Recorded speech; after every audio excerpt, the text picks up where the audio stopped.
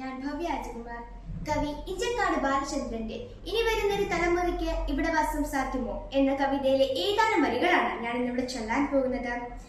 ഇനി വരുന്നൊരു തലമുറയ്ക്ക് ഇവിടെ വാസം സാധ്യമോ? ഇനി വരുന്നൊരു തലമുറയ്ക്ക് ഇവിടെ വാസം സാധ്യമോ?